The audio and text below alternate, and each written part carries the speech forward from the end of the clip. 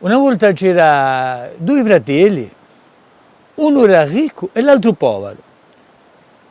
Come è che uno era ricco e l'altro povero? Che un ricco aveva fatto un bello matrimonio e un disgraziato lavorava per quell'altro. Gli fava un po' cura serva lì, diciamo le cose come le so. E una volta che un povero lavorava anche un boia che l'aveva pigliato a renduto pigliavano l'animale e pagavano anche a viara, anche il rivenuto del lavoro dell'animale. E lavorava con quello boia che un fratello l'aveva prestato a renduto e di colpo quello che lavorava sente una voce che dice: vuoi che lo morga tuo fratello o vuoi che lo morga vuoi Emilello? E dice: salvone, che lo morga vuoi mica mio fratello, d'amore mio fratello anche questo. Bene venendo, vuoi casca secco. Un disgraziato rientra in casa e dice: così è così, vuoi è morto.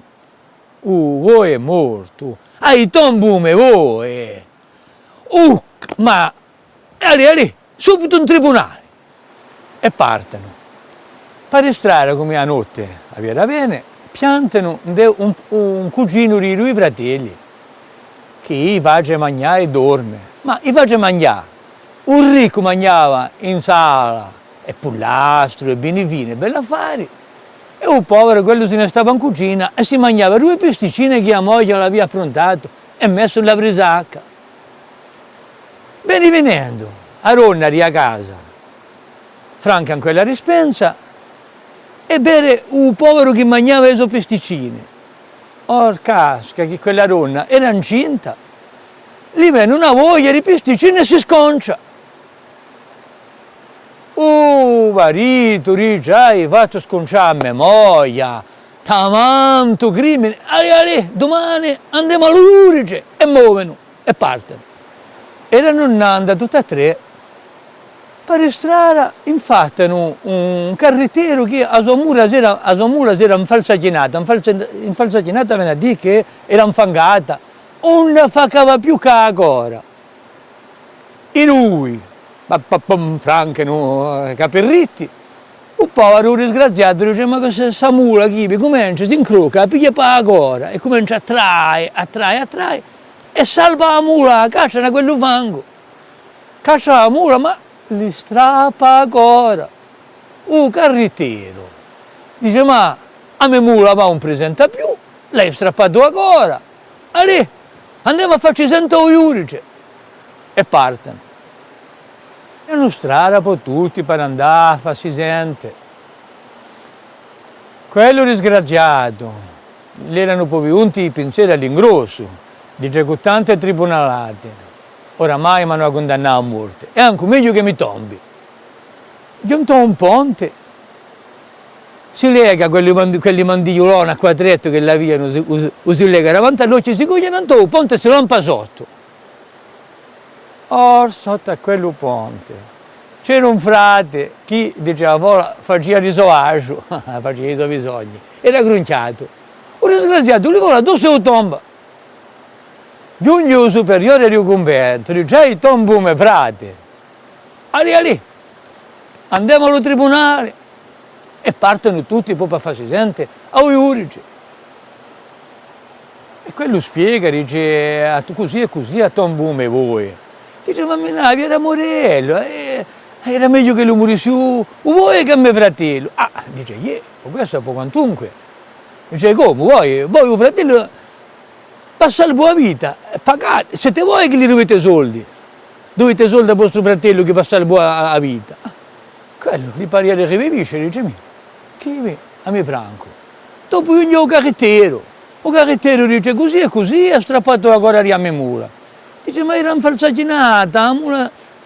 E dice: allora Iurice dice: se è così, dice: date a mula a quello che la salva, che lo tenga sino a che la rinasca ancora. Quando le sarà nata ancora avvicinderà. Ah, dice quello, no, no, no, tengo a me mula e li do soldi. Piuttosto, giugno un po' a donna che si era sconcia. Dice, ha fatto sconciare a mia moglie. Dice, io non domandava nulla, mi mangiava 2 pesticine, se l'avessi mandate la virate volentieri le pesticine, figuratevi. Ah, dice, io dice, chivi. Dice, beh, e me la fa così. Voi, un marito, date a donna a un colpevole, sino a che lo rimette nello stato che lo la trova. Ah, dice il marito, no, no, no, piuttosto gli do soldi quanto lo ne vuole, ma a donna no. Ah, quello dice, mi scavucchiaggio quasi quasi, ma giugno poi caso maggiore, Lupicirio. C'era stato un uomo morto che aveva tombato frate. E il superiore ci ha tombato mio frate, dice, non volia tombare nemo. Mi volia tombare, quello disgraziato era sotto. Ah, dice io, dice, beh, siete condannato a morte. Ah, sono condannato a morte. Dice, chi? Ma avete la mette sotto un ponte, in la posizione che lui era un disgraziato frate che avete tombo, e poi il superiore li avete la tirata, dove se l'avete la tombata? Ah, dice il superiore, ma e se non lo chiappo? Ah, dice, se voi lo chiappate, sono affari vostri. Oh, dice, no, no, no, li darò soldi, parlavano italiano tanto i frati. E un paesano, invece di essere condannato a morte come lui credeva, si trova poi ancora una bella mansa di soldi che ognuno si era spesato, aveva pagato la condanna di un giudice. E giugno in casa sua a moglie e i figlioli piangevano che erano morti.